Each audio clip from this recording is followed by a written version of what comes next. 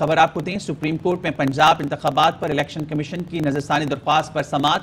Chief justice Pakistan Umar Ata Bandial کی سربراہی میں 3 رکنی بینچ سماعت کرا ہے۔ راجہ محسن سے مزید جانیں گے۔ راجہ محسن بتائیں کہ اب تک کیا کارروائی ہوئی ہے سماعت میں؟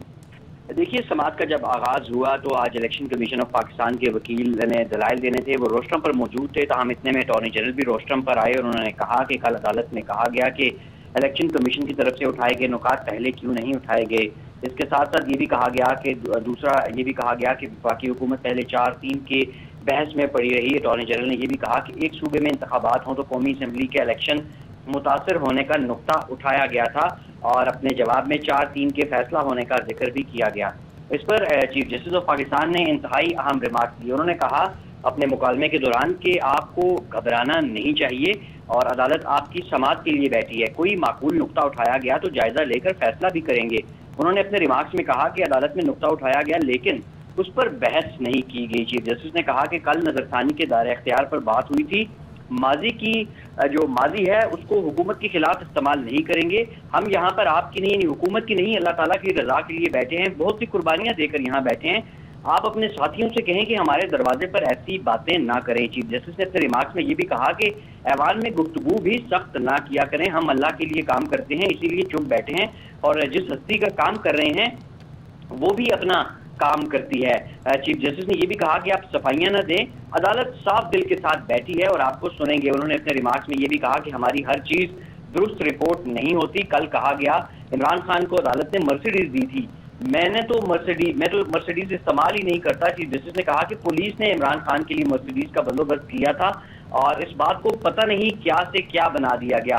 اٹارنی جنرل نے جب اٹارنی جنرل کی طرف سے یہ نکات اٹھائے گئے تو چیف جسٹس آف پاکستان کی طرف سے یہ بھی کہا گیا کہ آپ گھبرا کیوں رہے ہیں، آپ نے گھبرانا نہیں ہے اور آپ جو ہے وہ اگر آپ نے نکات بے شک اٹھائے لیکن ان پر بحث نہیں کی گئی تھی، ہم نے آپ کو خوش آمدید کہا، گڈ ٹو سی یو کہا، ہماری باتوں کو پتہ نہیں کیا سے کیا بنا دیا جاتا ہے۔ اس کے ساتھ ساتھ جو الیکشن کمیشن آف پاکستان کے وکیل جنہوں نے گزشتہ روز بھی دلائل دیے تھے، آج انہوں نے پھر اپنے دلائل کا آغاز کیا اور یہ کہا اپنے دلائل میں کہ عدالت ہمیشہ آئین کی تشریح زندہ دستاویز کے طور پر کرتی ہے اور انصاف کا حتمی ادارہ سپریم کورٹ ہے، اس لیے اس کا دائرہ اختیار محدود نہیں کیا جا سکتا۔ چیف جسٹس نے انتہائی اہم سوال اٹھایا اور یہ کہا کہ کیا 150 سال کی عدالتی نظیریں غیر مؤثر ہو گئی ہیں؟ 150 سالہ عدالتی نظیروں کے مطابق نظر ثانی اور اپیل کے دائرہ اختیار میں فرق ہے اور اس سوال کا جواب آپ نے کل سے نہیں دیا۔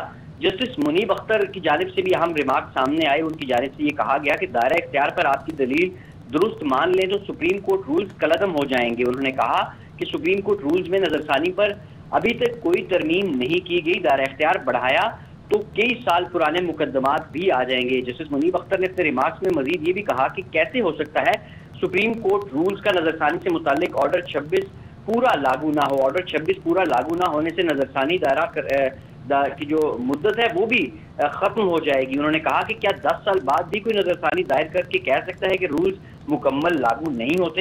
جسٹس منیب اختر نے یہ بھی کہا کہ آپ کو شاید اپنی دلیل مانے جانے کے نتائج کا اندازہ نہیں ہے۔ اس کے ساتھ ساتھ الیکشن کمیشن آف پاکستان کے وکیل نے جب یہ کہا کہ نظر ثانی دائرہ کرنے کے لیے مدت ختم نہیں ہونی چاہیے تو جسٹس منیب اختر نے کہا کہ 70 سال میں نقطہ آپ نے دریافت کیا ہے تو نتائج بھی پھر بتائیں۔ جسٹس اعجاز الحسن نے کہا کہ نظر ثانی کا دائرہ کار سپریم کورٹ رولز میں موجود ہے، رولز نظر ثانی کے آئینی اقدام پر قدغن نہیں لگا سکتے اور اس وقت سپریم کورٹ آف پاکستان میں اس اہم معاملے کی سماعت جاری ہے۔ سماعت ابھی جاری ہے۔ بہت شکریہ آپ کا راجہ محسن۔